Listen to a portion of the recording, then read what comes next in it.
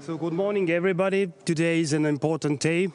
Allies are discussing amongst ourselves about the NATO future, about Ukraine. I want to make some points. The first thing is we need to get rid of this hesitation that Russia cannot lose. Russia can lose and Russia must lose. So we need to support Ukraine. We need to give all needed military support to Ukraine right now. And also we need to secure that the Ukraine will survive the winter. Ukrainians are fighting heavily right now. They have willingness to fight and we need to support them.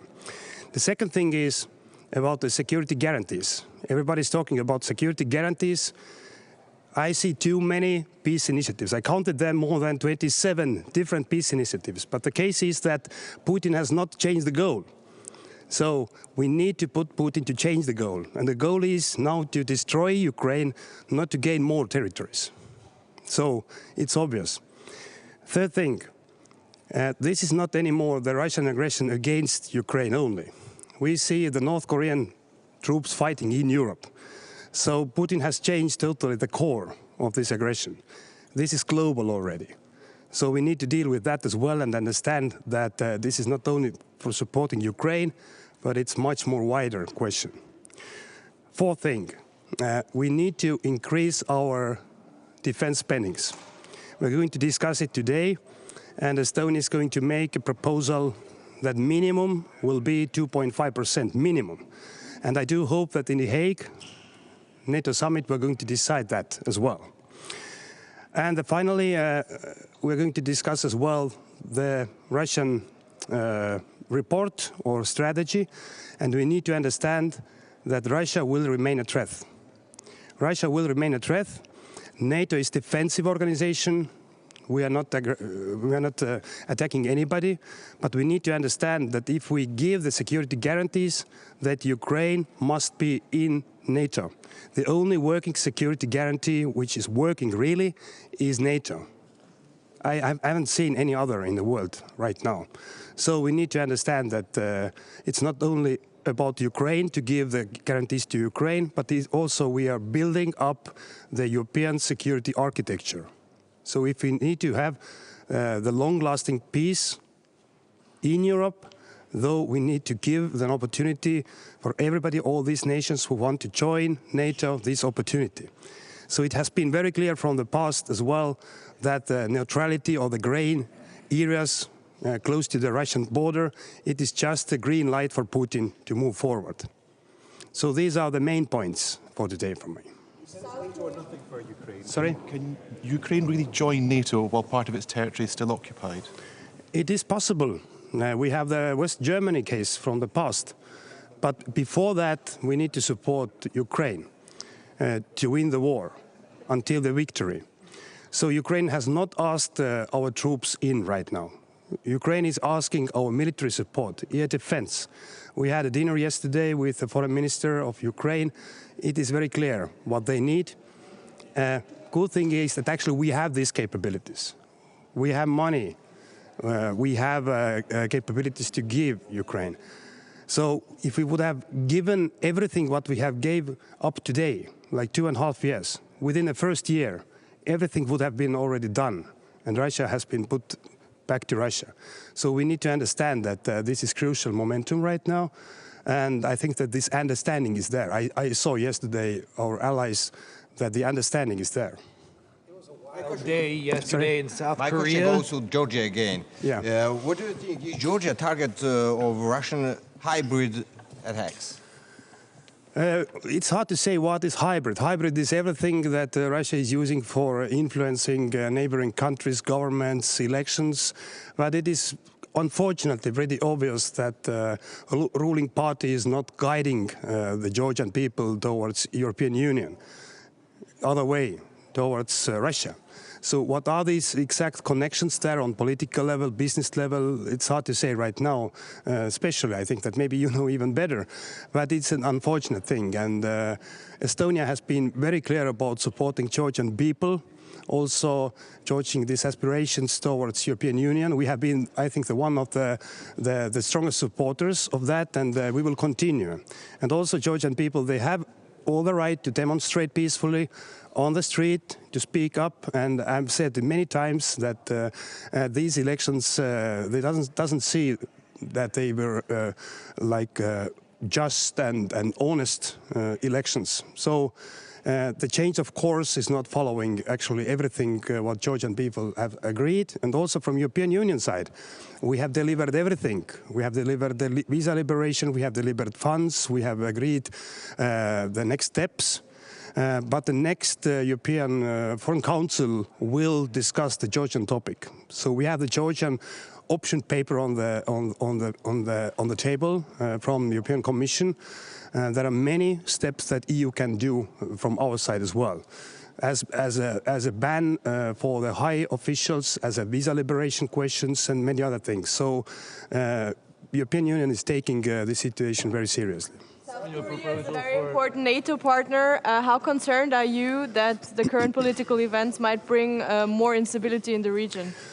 Of course, I'm not commenting exactly what happened yesterday in South Korea, but it was obvious that democracy worked very efficiently. So there was a voting in Parliament. Parliament took a control over the constitutional situation, though now it's a question what is going to follow. But I'm really sorry with South Korea because democracy worked immediately.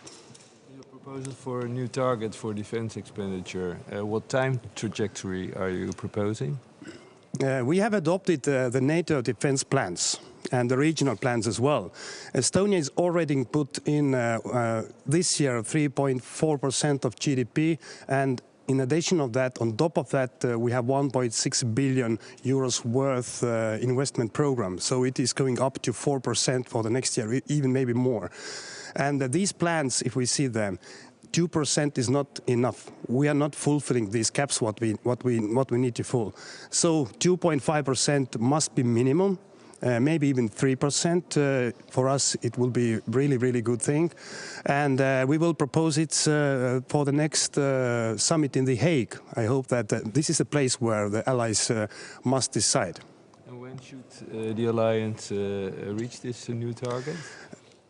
I do hope that that next year or the year later, but of course it's a discussion amongst allies, and also it's a political decisions of every country. But I want to assure one thing: GDP is an honest figure. GDP is measuring actually the burden. What is one or the other country's economy and people and societies are carrying. So I don't agree that if Estonia, Latvia, Lithuania, Poland, we are closer to the aggressor, that our economies, that we can pay more and the others cannot pay. No, we have as well the pensioners, we have the social system, we have education system, we have all the same things as all the other nations. But we need to understand that Russia is a threat. We need to understand that we need to invest more to defense, to enjoy the freedom. So it is doable, but it needs the political decision. So from Estonian perspective, we already do it. Poland is putting this year 4.3% of GDP and increasing next year. And Poland is a big economy and big country. So everybody else must do it, and they can do it. So, good. Have a nice day. Thank you.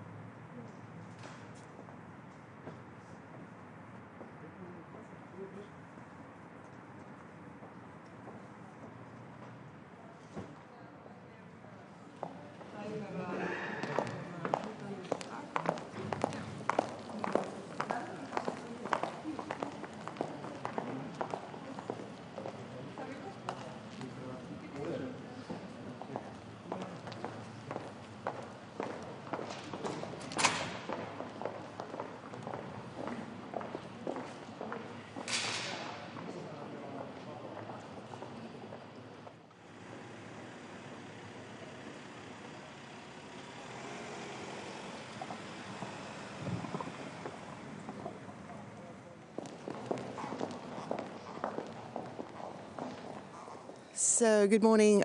Very productive meetings yesterday and a very good dinner. Well, obviously, what has to be noted is that Russia, unfortunately, is posing a multi-domain strategic long-term threat to the alliance, and I would say to entire world peace.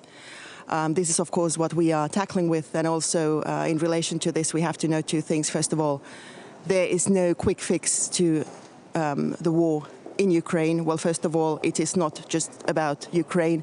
We know that Russia has very maximalist goals on its agenda. So therefore, we have to be very aware of that and also show unity in our response. And the second thing is, of course, that Russia is not only fighting itself, but it has strong allies or at least strategic partners in its war effort, which also has to be taken extremely seriously. At the same time, this is not hopeless. The war economy in Russia is showing very serious cracks to the extent that the inflation is obviously much higher than I guess the reported figures.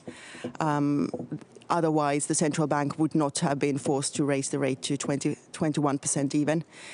Which is a sign of ongoing capital flight, not only, typical capital as in currency, but also human capital, which of course spells trouble for the long-term future of Russia. So in the short term, it unfortunately doesn't help what comes to the battlefield, so we have to be just stronger. Also in putting economic sanctions pressure, especially on Russia, but secondly also aiding Ukraine even stronger than we have been able thus far. And Finland is preparing its 26th sanctions package as well, also as the European Union, but defense material assistance package, yes, number 26. And we are one of the strongest providers of military aid to Ukraine as a relation to GDP. And finally, I think we should definitely look into also making use of the central bank assets of Russia, in total 300 billion euros, not just the proceeds, which of course is a very welcome and first step in this effort, because the immense suffering that Russia has been causing is of course beyond measurement in euros. But the second thing is of course that they have destroyed civilian infrastructure and other infrastructure which is much larger in amount than the total amount of the assets. So looking forward to the discussions today. Cable damage between Finland and Sweden. Well, apparently the one yesterday, we don't think there was a crime behind it. It was apparently just happening on a construction site, so things like these happen. So this also means that even though there's a very massive hybrid and also sabotage campaign going on by Russia in basically all European countries, it's very important as well that we investigate before we, call wolf. You'll discuss hybrid attacks today. What more should NATO members be doing to combat this threat? Well, I think there are so many good efforts going on already. First of all, the establishment of the NATO Center for Critical Subsea Infrastructure, established in the summer. Also, we are working on a common response, and also, especially what comes to resilience, that means that we have to be so much stronger in recovering. And also what comes to the cable, cut between Finland and Sweden yesterday, but the one a week or two ago between Finland and Germany and Sweden and Lithuania, all those cables have been fixed already. So even though this is of course not desirable that we have, especially if there's an outside state power behind these, of course we have to tackle with that and also be stronger in attribution. But the second thing is that we also need to recover as societies. Do you think that NATO allies have the necessary capacities to sufficiently protect critical infrastructure? Because what we see is that most of the states are, touched a little bit unprepared.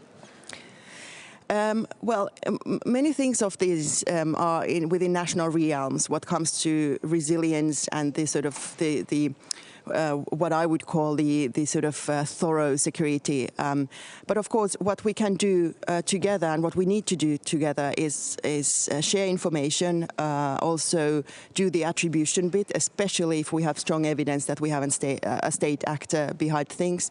And of course, what comes to hybrid warfare, our response cannot be symmetric because we wouldn't go and do acts of sabotage ourselves. We are remaining in the limits of international law, but our response can be asymmetric, and which also means in this regard, as I said earlier, keeping up the sanctions pressure, economic pressure on Russia, aiding Ukraine, because essentially we are then deterring against the same hostile actor.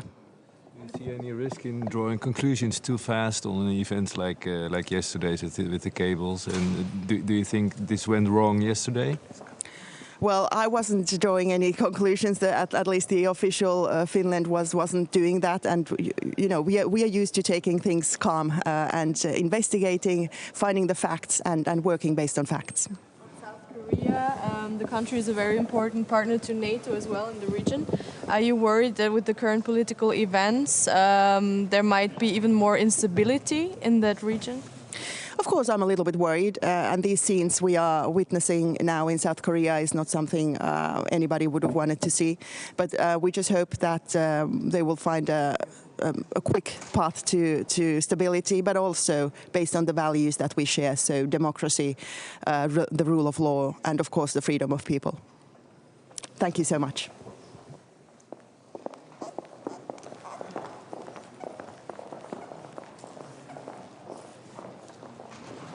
Good morning. This is okay, the spot? Well, yesterday we had a conversation with Ukrainian foreign minister. I think it was very useful to hear the opinion of how they see the situation in Ukraine. From my perspective, I think that what need to do is to shatter certain illusions that are being spread around. One of the illusions is that somehow it is possible to settle the war in Ukraine outside the battlefield. And therefore, I think it's very important to say that the war itself, the conflict itself, will only be settled in battlefield. As strong as Ukraine can be in the battlefield, as strong it will be one day in the negotiating table. There is no other way around. There is an illusion that we cannot somehow supply Ukraine with everything that it needs, and therefore we're just digging in the dirt, trying to find a couple of €100 million or dollars in order to support Ukraine. But when you look at the conflicts that have been in the recent past, take Afghanistan, take Iraq, we spent trillions, literally trillions in those wars. So when you compare how much did we spend on Ukraine, it's a fraction. So I think it's an illusion to say that we are unable to supply Ukraine with what it needs. And lastly, when we say that it's impossible to provide the security guarantees to Ukraine, again, I think it's an illusion. If we want to have peace in Ukraine, there is no other way around. We will have to supply security guarantees. And from where we stand, there is no better, no cheaper way of supplying security guarantees than actual NATO Article 5 security guarantees. Is Storting colleagues' assessment that it's that or nothing for Ukraine? That is NATO membership or nothing. He mentioned last week. Well, look, I mean, there are options, right? One can talk about South Korean option or Japan option, where United States on a bilateral basis provide security guarantees. But usually what they are way more costly, they are way more politically difficult to establish, because they require certain elements of deterrence in the country which gets those security guarantees. Take South Korea, for example, 2 divisions of U.S. soldiers for 70 years. So this is the security guarantee that we're talking about. NATO has ability to deter because we're a big group. So my sense is that it's actually the easiest way forward. I mean, we can talk about other options, but they're not easier. You mentioned South Korea there. You're concerned at the situation. It's an important Indo-Pacific Yeah, I mean, it's apart from yesterday's events, which were, which are shocking, to be honest, but I mean, still, a historic example stands. Opinion about Georgia. The latest events in Georgia. You imposed sanctions against the high individuals, also Bidzina Ivanishvili. What was your first thought when you found out that Georgian Dream refused to join the European Union for the next 4 years? And why did you make that decision? Look, first of all, the decision itself, it's words, but deeds came before. Usually it's first is the word, but in this case, Georgian Dream and the government had made multiple steps to tell Europeans that they no longer wish to be in Europe. Take the law of foreign agents, take the decisions that have been made, about LGBTQI community in the country, and so many other things that have been done before they actually named what it is, what it is they are trying to do. They are trying to get Georgia out of the path to EU. So honestly, I was not that much surprised. It was a natural consequence of everything that they have been doing. Therefore, so I mean, but it was a very clear message to Georgian people, and that's why we're seeing what we're seeing. Now, when it comes to the sanctions, I think that the level of violence that is being used against the protesters, it's unacceptable. And it's not the first time. And I think that there has to be, at least a message. And I'm happy that Baltic states, we managed to agree on a certain list that was announced. And that means that I know that it's symbolic. But I hope that it works as a push for other allies, for European Union to do the same thing. Minister, will you take some additional steps against the Georgia, for example, with a suspension of visa-free regime or something like that? Yeah, well, look, these decisions are made in the European level. So we're constantly discussing this. I'm happy that the next FAC, Foreign Affairs Council, Georgia will be as a full question. I know that new High Rep, Kaja Kallas, is ready to present an option list as to what can be presented to in that direction. Lithuania will support additional measures for this regard. Thank you so much.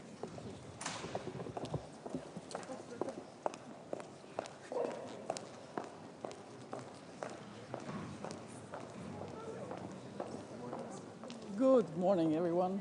So another busy day in front of us with the session at 32 ministers, so NATO's own internal discussion preparing NATO Hague summit. So we will concentrate, of course, on the threats and what NATO does about the threats that are there for the Euro-Atlantic security.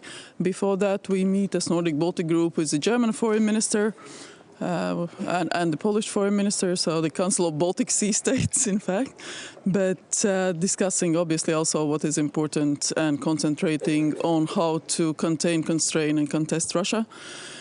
Yesterday we had a very good dinner with the Ukrainian foreign minister, very open discussion, sometimes heated discussions on various views, various angles. So that is where we are today, and the alliance is as strong as ever.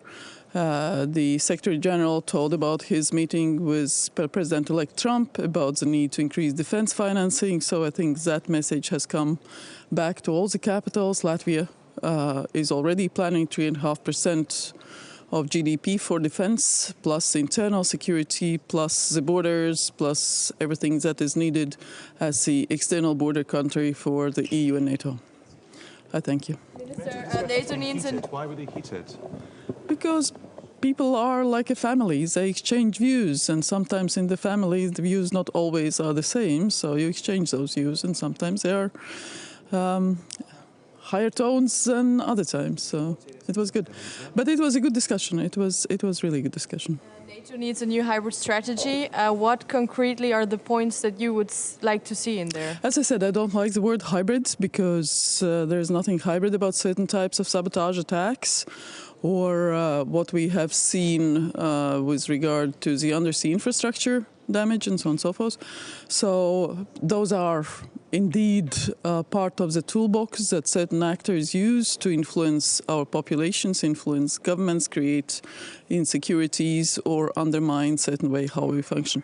So we just have to be very aware, exchange information as much as possible among our internal agencies, have our security services aware, and make sure that they communicate to the population so that there is no misunderstanding and that people actually know that they are protected.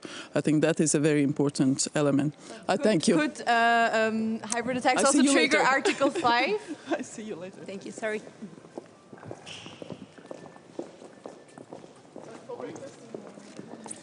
Good morning. So after what we can label as an excellent discussion yesterday, we continue the ministerial meeting. Today we will be focusing on strategic issues. Today we will be focusing on issues such as security in Europe. We will be able to speak about our collective defense spending. We are a nation that is achieving the goal of at least 2% of GDP on defense spending, but that obviously is a sum that will continuously need to go up in light of current global circumstances. We will need to speak about strengthening the capacities of our defense industries. This is also a very important issue. How we will approach Russia in light of what is currently going on the ground in Ukraine, but on a global level as well. We will also be focused on the Hague Summit. I think there will be crucial decisions that will need to be made in the upcoming period in preparation for the Hague Summit, as it is. And also, I think we need to speak today about the situation in the Western Balkans. What we are extremely happy about is that NATO recognizes the Western Balkans as a region of strategic importance. And in that sense, there are worries in this region that also need to be dealt with when it comes to the stability of the European continent. We are very concerned about hybrid attacks because we have seen hybrid attacks in most of the Western Balkan countries in the last few months and years, especially coming from the obvious malign actors that exist.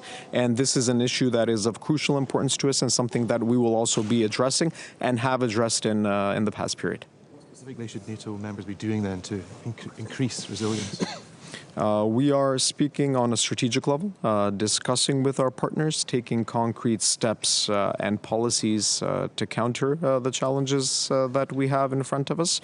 But I think that this is an issue that must be tackled not individually by the member states, but something that we have to have a collective policy on.